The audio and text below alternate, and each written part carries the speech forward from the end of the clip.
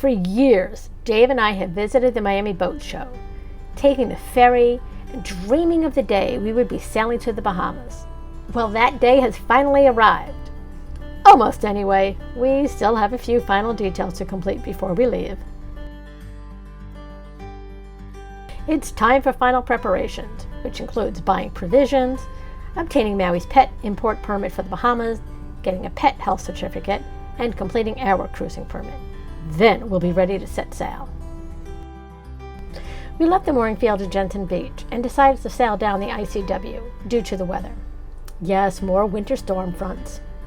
We stayed a few days at Peck Lake, which is just south of the St. Lucie Inlet, while a front passed through. Peck Lake is a popular anchoring spot for both locals and sailors like us who are passing by.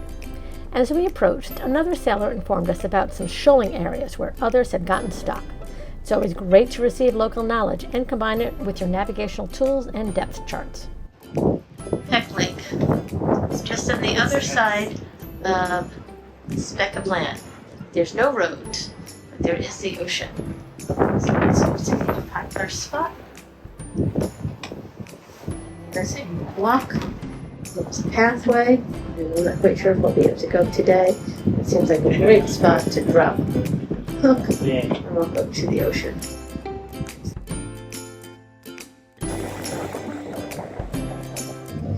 We're heading down south down the ICW from Peck Lake and go out to Jupiter Inlet. It's a nice day to get down to Lake Worth. And Dave and I are looking at this water. We're about 5 miles from the Jupiter Inlet, and it is looking clearer and clearer. Just absolutely gorgeous. Go down and clean the bottom. Like just south of the 707 bridge. Looks like there's a little play area. We passed a little area earlier with people just hanging out at a little small beach.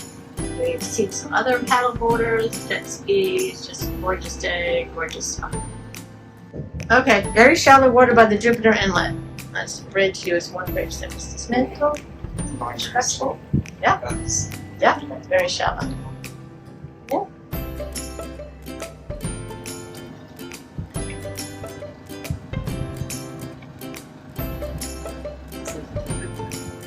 No, nobody coming in. First time we've gone out for inlet. Dave's been in this inlet one time years ago, 3 months ago, 3 summers ago. We have an outgoing current, and it's 11:48 high tide going out, so it's breaking waves across the entire channel. So we're not going to be able to go out, and we're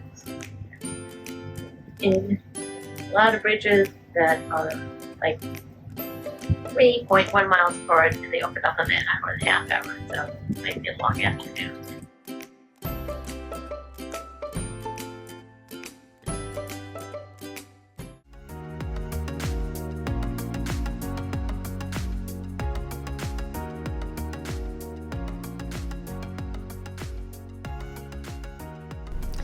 As anyone who has sailed through southern Florida in winter knows, it's almost impossible to get dock space.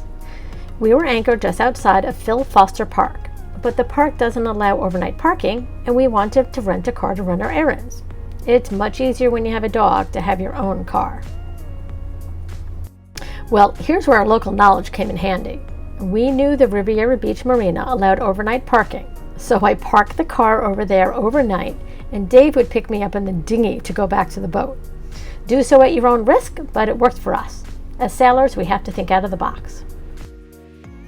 Now, this one was 3/4 full, all the way to the left. This one was about half at baking goods, and that one was about 3/4 full with linen, so I just put some smushable stuff on that. Inside this one is baking and fruits, canned fruits. And this one has soups and canned vegetables and sauces. And then I have a whole other bin here that has extras. However you organize your food, I highly suggest an app to keep track of everything.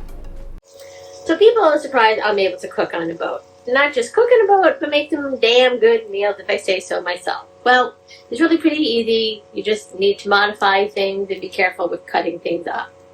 So, tonight I am making a chicken and rice with some carrots and onions. I do have a 2-burner stove and an oven, but most of the time I make items in 1 or 2 pots.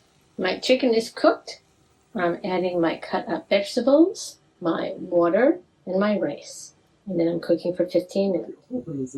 Alright, after cooking for 15 minutes, I let it sit for 5 minutes. Enough. And there is a healthy dinner that anybody can use. Home, after work, on a boat, in a condo, in a house. Not Dr. Seuss, but enjoy. And obviously add whatever seasoning you want. We finally sailed out on the ocean again, leaving the Lake Worth Inlet at 4 a.m. to set sail down to Miami. Government cut 5:28. 1 boat is supposed to leave at 6. 2 boats are supposed to leave at 7. There is a mistake on the listing that I have showing 1 boat with a departure time of both 6 and 7.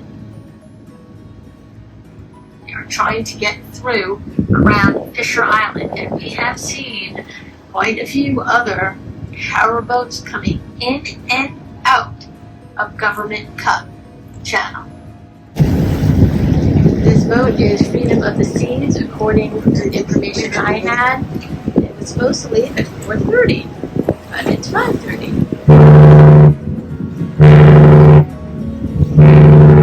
That's a sight to see.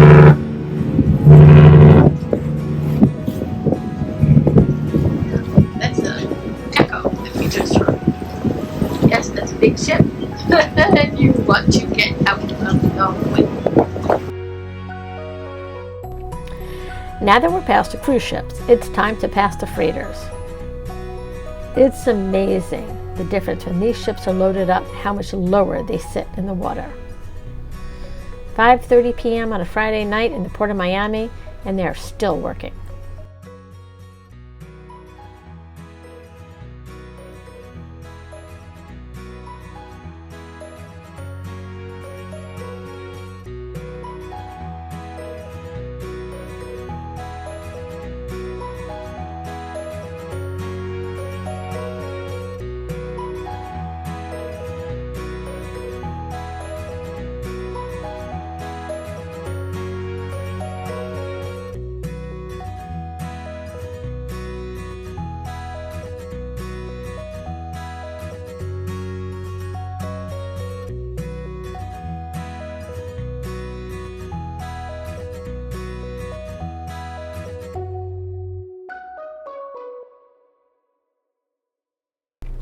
We're just south of the Rickenbacker Causeway, and I went down below to complete our cruising permit. Hint, complete on a computer, not a mobile device. I came back up, and there are a slew of new boats anchored around us. It's a bit cool and windy, but still a popular spot. We've been anchored here for 4 days, waiting for the winds to die down. It's still a bit windy, but it's not as bad, so we're going to go to the marina to fill up with diesel for the sailboat and gasoline for the dinghy and the generator. Then we'll move just a bit further south to position ourselves for our sail to the Bahamas. We hope you enjoyed this video. If you have any questions, drop us a comment and we'll get back to you. If you enjoyed this video, please click the like and subscribe buttons. Join us next week when we set sail for Bimini and start enjoying the Bahamas. Finally!